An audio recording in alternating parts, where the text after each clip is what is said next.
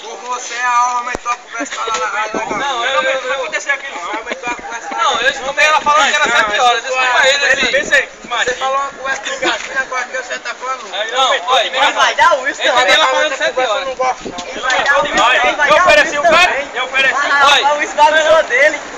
Eu entendi ela falando 7 horas. Eu entendi ela falando 7 horas. Aí por isso que eu falei Você 7 falou horas. ali no cassino. 6 horas. Sai daí. Não, rapaz, não pode tomar conta não. Na moral aí. Chegou dizendo ali Ele que era chave. 6 horas. Não, entendeu? Eu entendi ela falando Aumenta 7 a horas. conversa mais não. Não, tá bom, não. Ele vai dar a chave. Quer ver? Caralho, Pedro.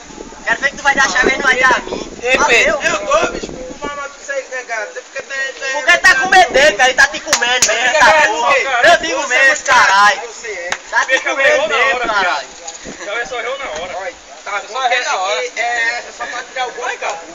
Só pra tirar o gosto da boca. Aqui tá na internet também, ó. O que é o preço? Deixa cair, né? Tá bom que é só pra tirar o gosto da boca.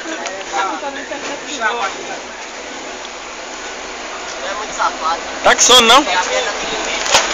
Não, pensei que era assim não, pô. É a merda tem que comer. Aí, ele balançou mais a cabeça aqui sim. Quem? Eu? Ah, é. Eu também, Renato. Ei, olhado de mulher.